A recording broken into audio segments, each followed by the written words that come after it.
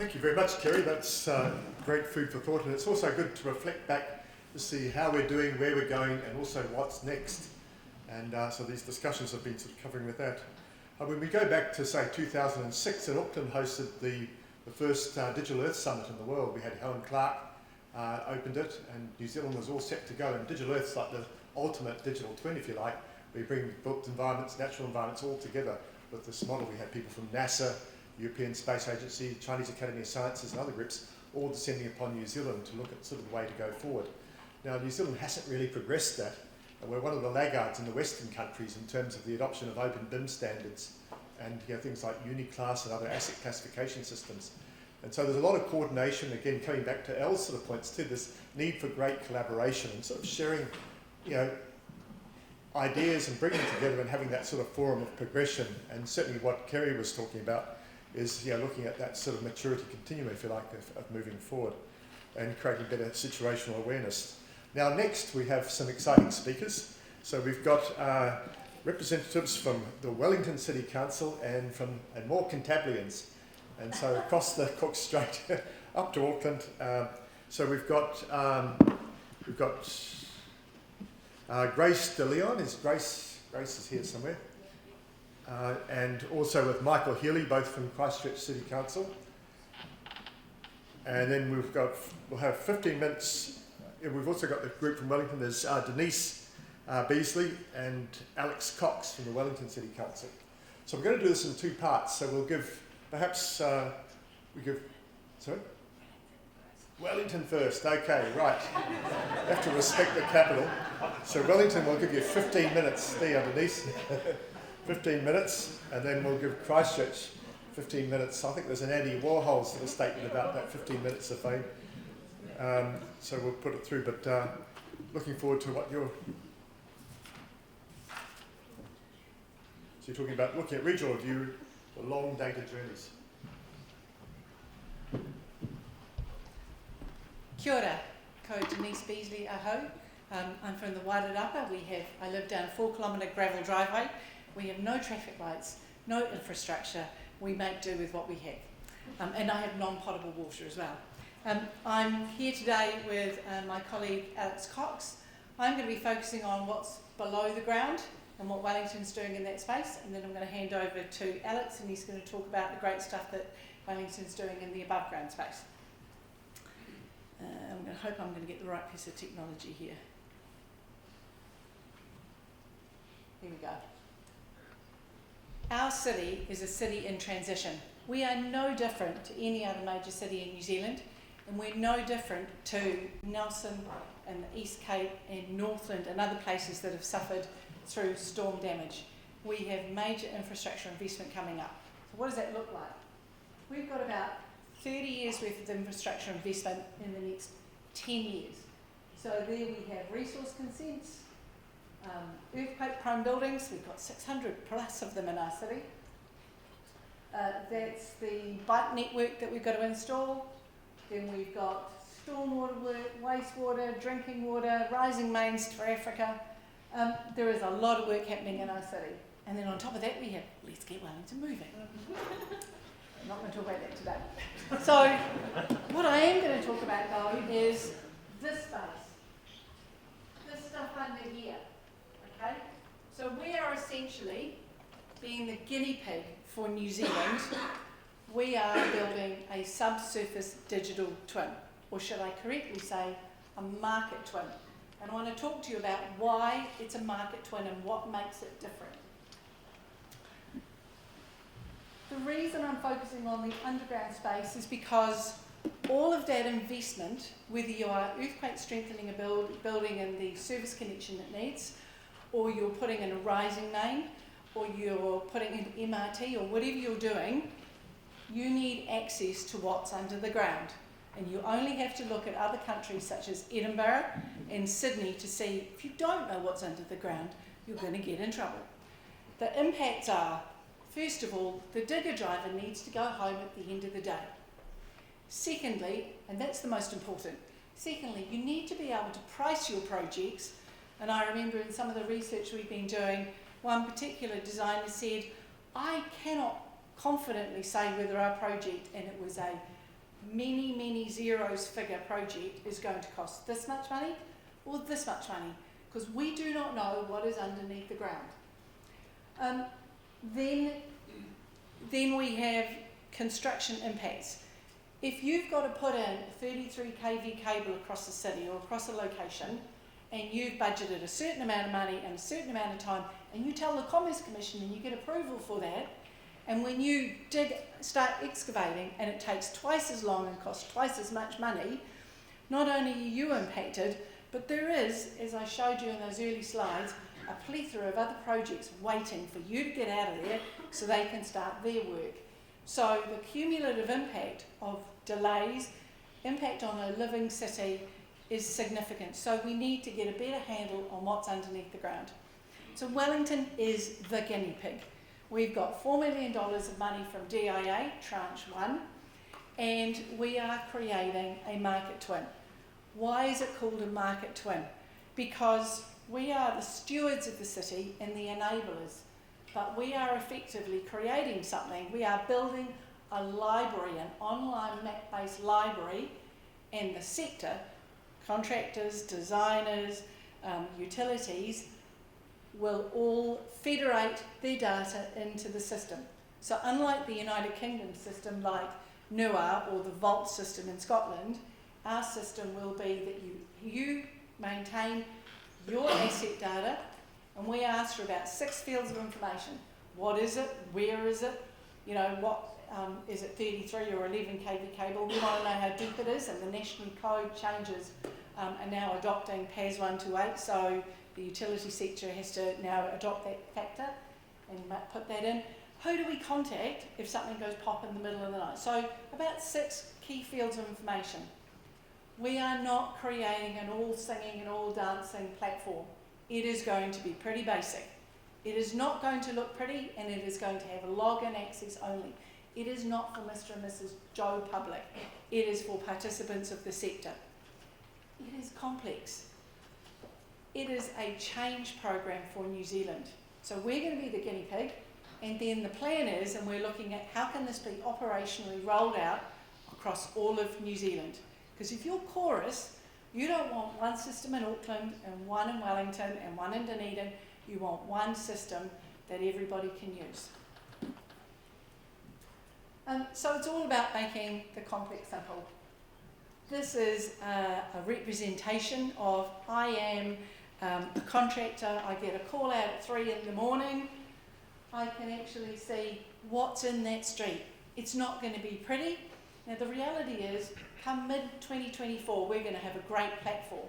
But you know what? It's going to have rubbish data in it, because it's going to have 150 years worth of information, most of which is inaccurate, not reliable, on records that haven't been digitised, and so it's going to, but the good thing about what New Zealand has an opportunity for now is because of either all that storm damage or because of all the infrastructure investment that's happening, because the ground is getting dug up, that's the time to get good records. And that's why people like Reveal and all the other work that's been happening is so important to happen now.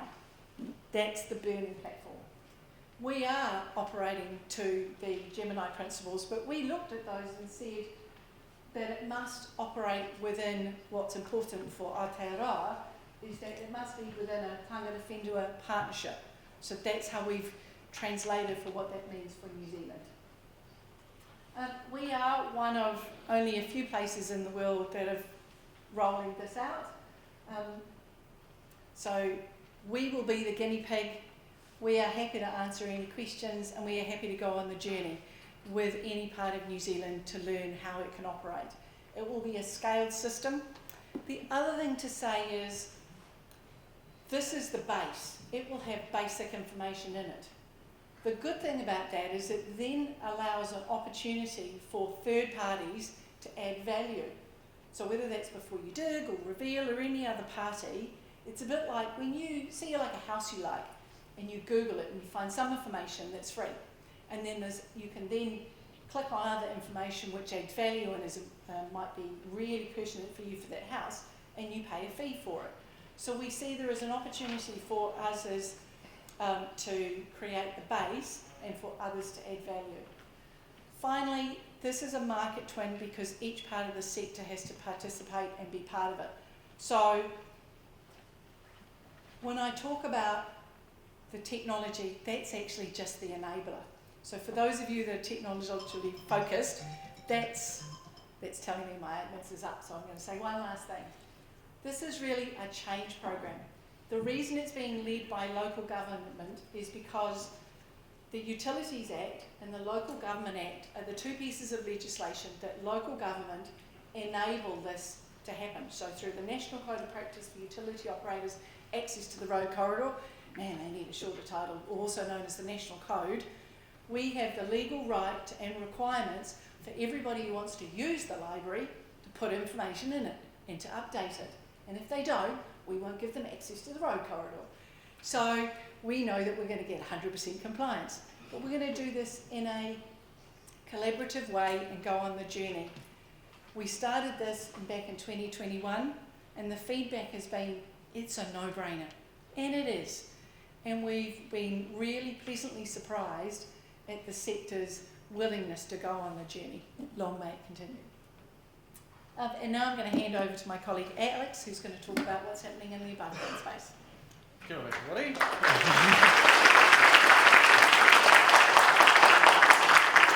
I'm just going to have a short presentation on our above ground digital twin. So the vision for this is a lifelike representation of our city that allows us to visualise complex information in a really impactful way. And we want to be able to use it to create engaging experiences for our community so that we can help communicate the change that's going to be happening in Wellington. Our focus areas is increasing engagement on our strategic programs and understanding of the impacts of growth and obviously climate change. And also another aspect of it is around wanting to enhance our cultural celebration, around trying to model part of the city's history as well, so that we can actually tell the story of change over time from the past through now and into the future. So we've actually been building this 3D model in Unreal Engine. This has given us a really great tool for, basically it makes it super malleable. We can kind of do whatever we want inside of the space, and we can create some really, really impactful and interesting visualizations, as well as giving us that mechanism for creating those interactive experiences. So you can see here, this is the Unreal aspect of it on the left that gives us all of the atmospheric effects, nice water and correct sun and sky position, all that sort of stuff. We've got our 3D buildings that we've done through a company called AAM. We've actually now got 3D buildings for the entirety of Wellington. So previously we had only gotten a 3D scan done of the sort of central areas, but from in 2020 we did a scan, and then we commissioned them to create 3D models of essentially every single structure in Wellington City, which we now have a copy of. Probably won't get another update of that for quite some time, but we've got we've still got a building for every building in Wellington. The other aspect of it was basically just using aerial imagery and then the digital elevation models that are also available. So we used a 1 meter digital elevation model for the sort of central area, and then we combined that with a 5 meter and then a 20 meter digital elevation model for the Greater Wellington region. We actually do have a video, or do we not have a video? I don't think this came through. Okay, here we go. Is it going to work? Is it going to work? No. Apologies, I didn't realise the video was still in there. So the first thing we started doing with this at a very basic level is just taking the data that we have, putting it into this 3D model so that we can create really interesting visualizations that are quite impactful for people. So this is sea level rise over time. This is like 100 years from now or something like that. But it's the first part of it is just seeing what we can do and visualize it on the map as it is, basically. The next thing that we wanted to start doing is see what we could do around placing our infrastructure into the model as well. So we have obviously data sets that describe whereabouts all of our street trees and whereabouts all of our other infrastructure is. And what we can actually start doing is, what we've done here is taken a 3D model that we've generated of a pine tree, for example, and then everywhere that we know that there is a pine tree, we put the 3D model in that space. So you can do the same thing with all sorts of other pieces of infrastructure, with your parking meters or lamp posts or anything like that. And then we've also started to do some more interesting visualizations around the future, the bike network that Wellington's going to be rolling out, as well as adding in some actual changes to see how the city's going to potentially look in the future. With you can see that on the right hand side. In combination with that, we've also been working with Twinmotion, which is sort of a sister product to Unreal Engine, and that's where we're building some of our more up close experiences, so that we can communicate what this is specifically Newtown, what the new cycleways would potentially look like in that space. And then the idea is that we're going to be able to then combine some of those visualizations and bring those across into Unreal Engine as well, and then have a really nice sort of experience where they just flow directly into each other. And then this is actually a piece that we did for engagement again around Newtown, where we created a video that was describing basically a communication tool for describing how a particular hook turn was going to work in one of the intersections in Newtown, which was quite successful as well. We do have a video, but we'll skip over it. And so this is one of the next parts is that we were interested in doing. So we want to actually get into starting to reimagine the past as well. Start seeing the journey of Wellington over time. As part of that, we're currently working on a project, a Bloomberg Mayor's Challenge, which has given us a impetus to create a climate engagement tool for climate adaptation. And as part of that, we're actually working in earnest with trying to develop some of the story of very specific areas in Wellington, trying to tell those stories over time as well. And as part of that as well, we're actually going to be starting to move into the actual interactive element of what it is that we're wanting to do. So what we actually want to do with this, rather than just creating visuals and putting GIS data onto the map, we want to create experiences that we can take to communities that they can engage on, they can play with the tool, and they can actually help us sort of co-design exactly what potential adaptation options are going to look like as well. This is all in the early stages of development, so we don't have any nice cool visuals of that stuff happening at the moment, but this is the sort of idea of where we're wanting to go to with this tool. And we've got that coming up. So phase 2 is, I believe, rolling out in March, and that'll be the first step of trying to communicate climate change impacts to different communities. And then phase 4, that's towards the end of next year, is where we're actually wanting to engage in person with these communities around having them use a tool that they can interact with and really explore the stories of their place as well. And that is me. I think I'm in time.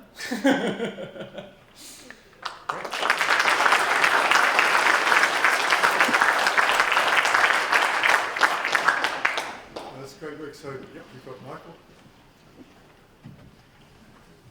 Kia ora. Grace has delegated the task of talking to me, which is very nice of her. Thank you, Grace. Got a bit to go through, try to keep it nice and light, but if nothing else, it'll give you an idea of some of the things we're working on. And if anything is of interest, it would be great to kind of follow that up through today and down the track.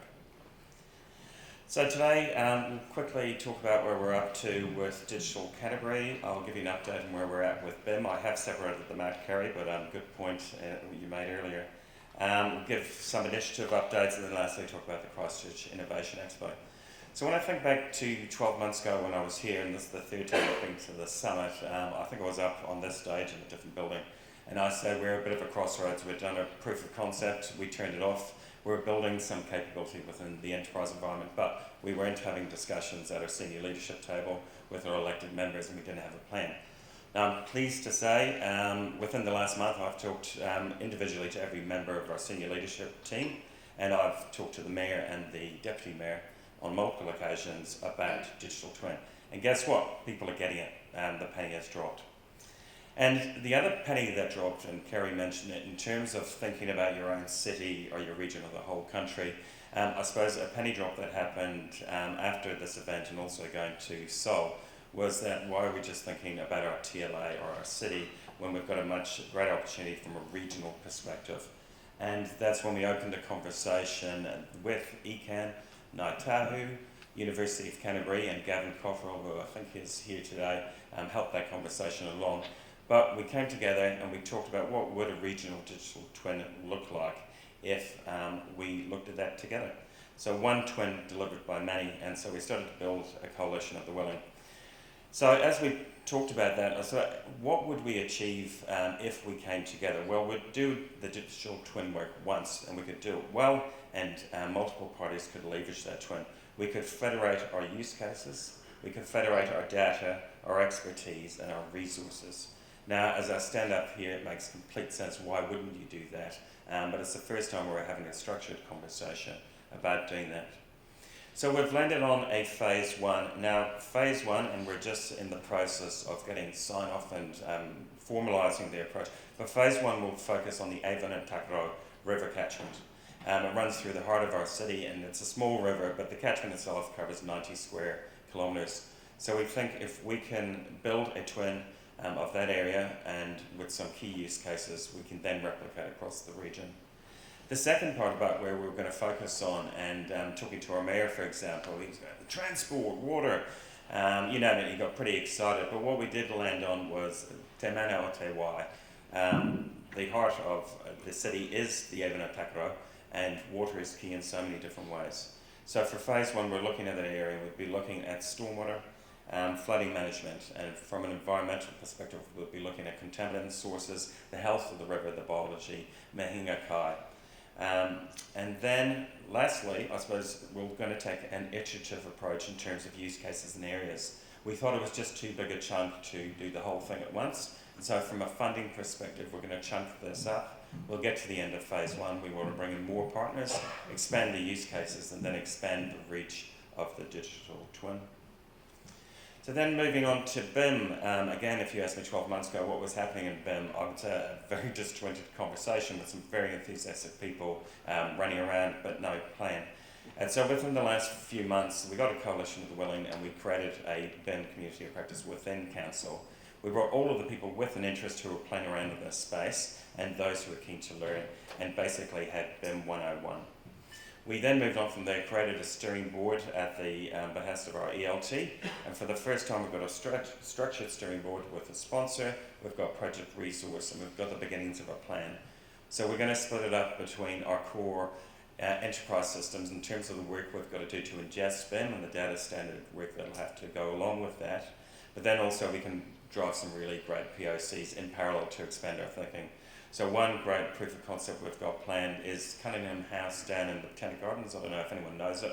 It's a big stone glass building. It's about 100 years old, and it houses all sort of exotic plants.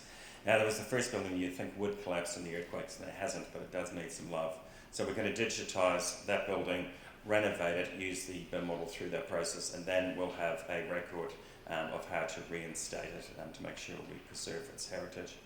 And then I suppose the other key point, as we set up the structure and the plan, we want to make sure that we're talking to other councils and start pushing our learning forward. And obviously, we've got Oricon GHD, Becca and WSP, so we've been having good conversations with all of them, learning about what other people are doing across the country and further afield. In terms of initiatives, again, this is a big skim over. Now, some of these will tie into the digital twin, some won't, but if any of interest, it would be great to talk to you. First one that I'm going to talk about is Real-Time Urban Waterway Monitoring Network. This is a project we've done with Spark, IoT and Adroit, and it's the first time we've been doing this across, again, the Avon and Takaro catchment. We've got 4 key locations and all quite different and unique in their own way. So we'll be trialling these for 2 years to see how they compare to the grab samples and to see if there's a business case to expand the network further. One bit of advice I'll give you if you're looking at this, I mean, make sure that you choose the right equipment, obviously. The equipment we've chosen is laboratory grade. We know it's